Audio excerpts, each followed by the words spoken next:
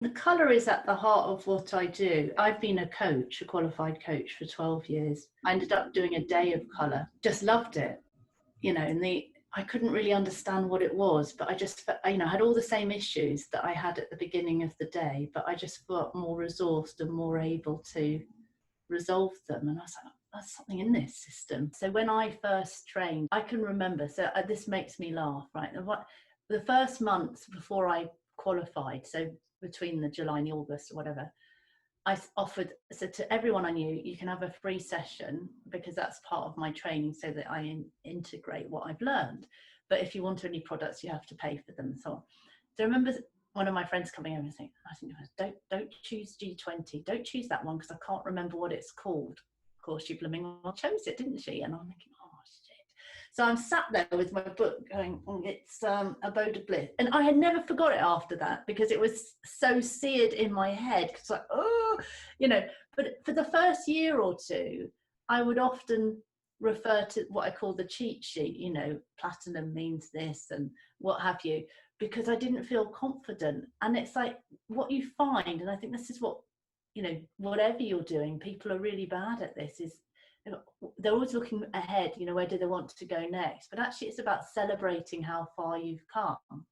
And now I just look, oh, you've got this, and this is going on, blah, blah, I just sort of intuit how I feel and what I sense is happening and what's going on. But there was a time when that wouldn't have been possible. And I think that's part of the growth, and is celebrate every success that you have and take a moment just to sit with that. Because actually what too often happens is the complaint of it's not this, I haven't got this yet. And then we're not enjoying that now moment, are we? Because we're just thinking, I need this, but do you? I work with senior leaders, coaches, visionaries, those that consider themselves to be doing world work, that are really busy and probably really good at what they do. And there's another aspect I'm finding what's happened now, because I've been in the system for 6 years or so, is that I now do quite a lot of mentoring. So people are, oh, I'm a colour practitioner, but I don't really know what to do with it. Or I'm not making the money I want to be making. So we start to look at, well, bring in the practical stuff. Colour Mirror's system is brilliant for helping people to unblock frozen emotions, or to process them, or to just recognize and release them in whatever way they want. I get a lot of women, as you can imagine, who are very strong and used to calling the shots. And so for them, it's that it's okay to be vulnerable. It's okay to say, I don't know. It's okay to cry.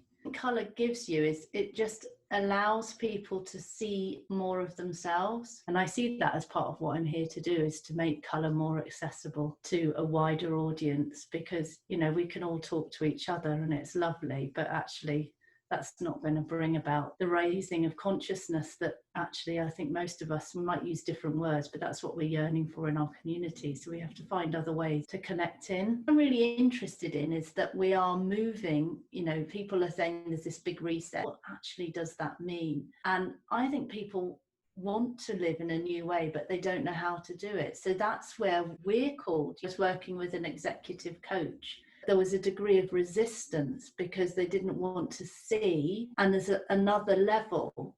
And why I really like colour is you can just leave it there. It's very safe. I definitely wouldn't be without it. It's at the core of what I do. One thing, I think it's just so much fun, and as someone who doesn't always find it easy to play myself, it allows us to play. And it's so versatile, it's so adaptable, so I bring in constellation work to the work that I do, so we can look at ancestral issues, or we can look at, why is it people aren't getting on in the family.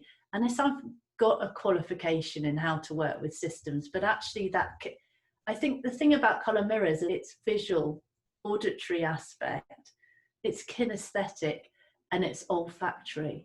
So that's dealing with 4 of the 5 key, NLP things right there. And there's no other system does it on that level in all of those ways, which is why you can reach so many more people. So when I started, and Kath laughed her head off, I said, well, yeah, I'm doing this. my intention is to do this for my own development. I had no intention of using it, you know, as a system and as the core of my work. And I remember when we did Orange, so basically I initially was going, I can't relate to any of this, you know, when it was asking, you know, what would you like to heal? And Kath was brilliant. She read out the full description of the bottle that I picked, and that triggered a memory. I completely shut that down because I couldn't deal with it. So I was imagining floods of tears. But as I'm exploring all of that, then she picked up the Fire and Blue Angel, and they had swapped in the bottles. So Fire was Blue Angel and Blue Angel was Fire. And that is how amazing, you know, the system is. There's no explanation for that, you know, that spirit at work. You wear a lot of yellow, Kate? I hate yellow.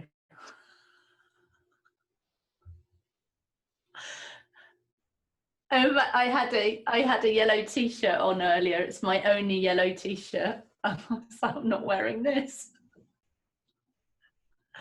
And I have one long sleeve lemon yellow linen shirt, which my mum gave me, which I very occasionally get out the cupboard. And you know, I had a client once when she was a corporate woman. She came to, I did a, you know, weekend workshop, and at the end of day one, I said to people, do you want to take a bottle home to just bathe and to integrate what you've learned today? And everyone picked one, and she picked the sun bottle. And she came back in the next day and she said, oh, I think I must have had food poisoning. I've been really sick. And I said, well, we all ate the same food, because it was a course where I organised all the food and stuff. I said, I was fine, and, you know, everybody else was fine. So I said, I don't think so. She said, well, you know, I had a bath in my bottle. And I was like, yeah, that's it, you know, because she's so uptight. She just threw up all over the place. That's the most extreme reaction I've ever had. And whenever I bathe in it, I end up going like this, getting really jittery.